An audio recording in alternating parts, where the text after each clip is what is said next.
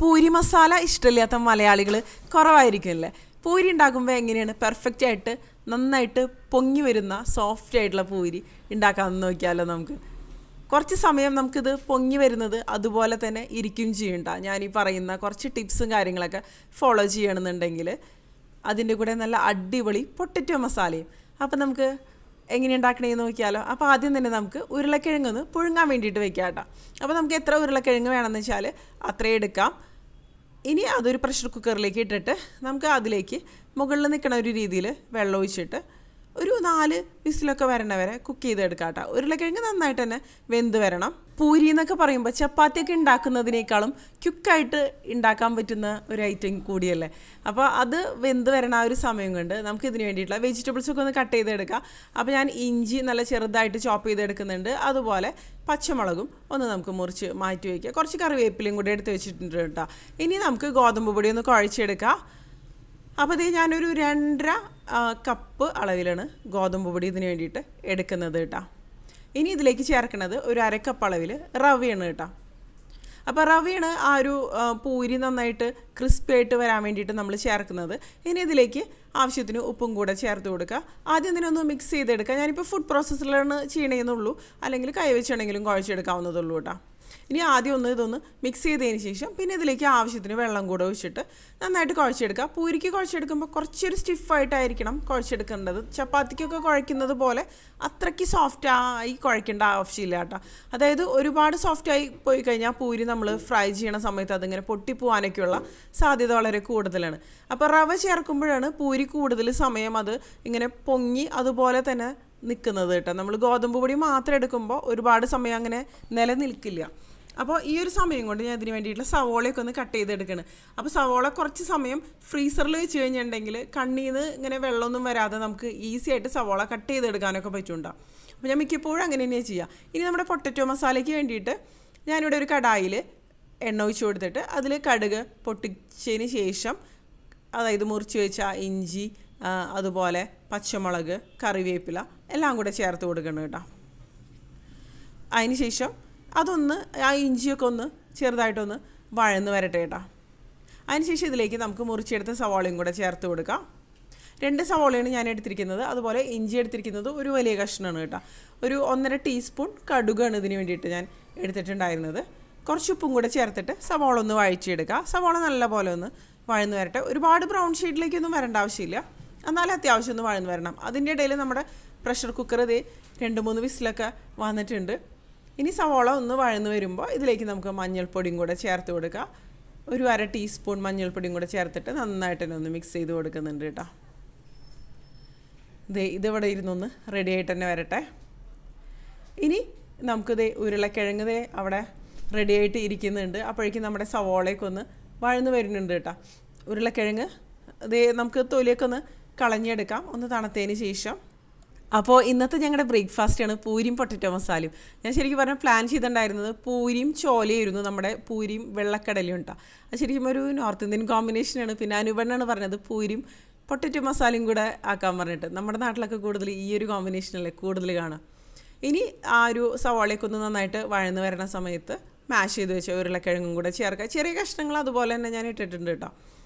എല്ലാം കൂടെ അങ്ങോട്ട് ഉടച്ചെടുത്തിട്ടില്ല, അതിലൊന്നും കൂടി നന്നായിട്ട് വരിക. ഇനി ഇതിലേക്ക് ആവശ്യത്തിന് ഉപ്പും കൂടെ ചേർത്തിട്ട് നന്നായിട്ടൊന്ന് നമുക്ക് മിക്സ് ചെയ്ത് കൊടുക്കാം കേട്ടോ.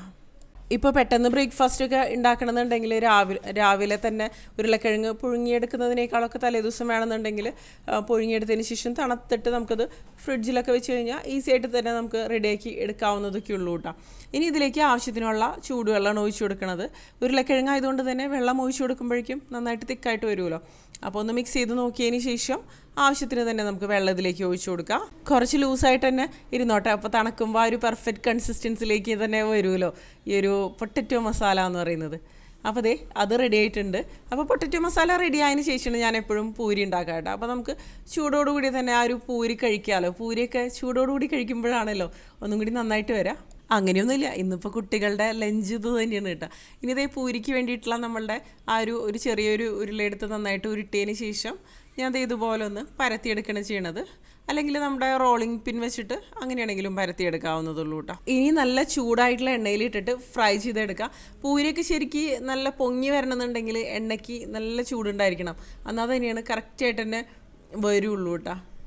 ദേ ഇട്ട് കൊടുത്തതിന് ശേഷം അത് ഇങ്ങനെ പതുക്കെ തന്നെ പൊങ്ങി വന്നോളും. പൂരിയുടെ കൂടെ എന്ത് കോമ്പിനേഷനാണ് നിങ്ങൾക്ക് ഇഷ്ടം?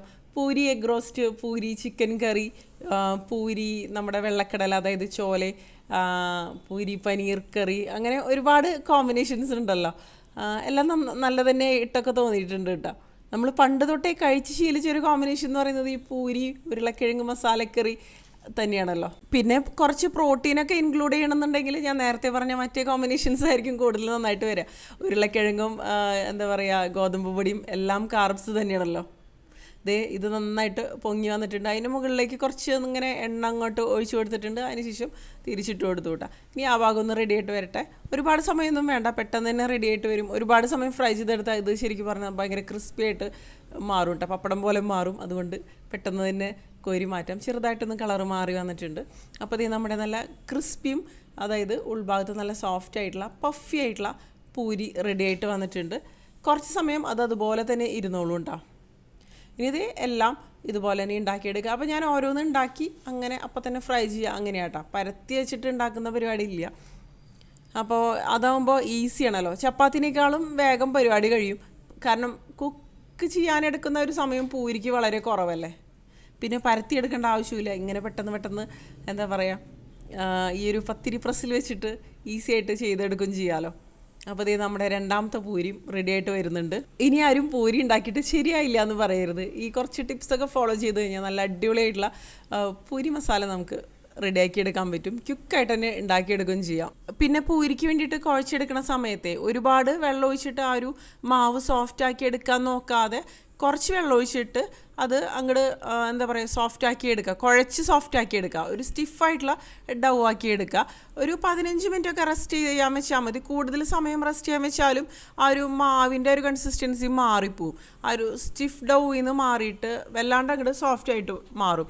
അപ്പോഴത് പെർഫെക്റ്റ് ആയിട്ട് വരില്ല. പിന്നെ പരത്തിയെടുക്കുമ്പോഴാണെങ്കിലും ഈവനായിട്ട് പരത്തിയെടുക്കുക. എല്ലാ ഭാഗവും ഒരേ തിക്നെസ് ആയി കഴിഞ്ഞാലാണ് കറക്റ്റായിട്ട് എല്ലാവിടെയും ഒരുപോലെ പൊങ്ങി വരിക. അല്ലെങ്കിൽ ഒരു ഭാഗം പൊങ്ങി വരും, ഒരു ഭാഗം പൊങ്ങി വരില്ല. ആ ഒരു രീതിയിലൊക്കെ ആയിട്ട് മാറും. പിന്നെ തിക്നെസ് ആണെങ്കിലും പൂരിക്ക് തിക്നെസ് കൂടിക്കഴിഞ്ഞാലും കഴിക്കാൻ ടേസ്റ്റ് ഉണ്ടാവില്ല. എപ്പോഴും എന്താ പറയുക, ഒരുപാട് തിന്നല്ല, എന്നാലൊരു മീഡിയം തിക്നെസ്സാണ് എപ്പോഴും പൂരിക്ക് നന്നായിട്ട് തന്നെ വരിക കേട്ടോ. പിന്നെ പൂരി ഉണ്ടാക്കുമ്പോൾ എപ്പോഴും ഒരു മീഡിയം ഹൈ ഫ്ലെയിം തന്നെ മെയിൻറ്റെയിൻ ചെയ്യുക. എന്നാലാണ് കറക്റ്റായിട്ട് ഒരു പഫി ആയിട്ട് എണ്ണ കുടിക്കാതെ നല്ല അടിപൊളിയായിട്ടുള്ള പൂരി നമുക്ക് ഉണ്ടാക്കിയെടുക്കാൻ പറ്റുള്ളൂ കേട്ടോ. അപ്പോൾ ഈ ഒരു വീഡിയോ നിങ്ങൾക്ക് ഹെൽപ്ഫുള്ളായിട്ടുണ്ടാവുമെന്ന് വിചാരിക്കണം. അപ്പോൾ വീഡിയോ കണ്ടതിന് ശേഷം നിങ്ങളുടെ അഭിപ്രായങ്ങൾ തീർച്ചയായിട്ടും താഴെ കമൻറ്റ് ബോക്സിൽ ഒന്ന് അറിയിക്കുക. അപ്പോൾ ഇതിലും നല്ല അടിപൊളി വീഡിയോസും ടിപ്സൊക്കെ ആയിട്ട് നമുക്ക് വീണ്ടും കാണാം കേട്ടോ.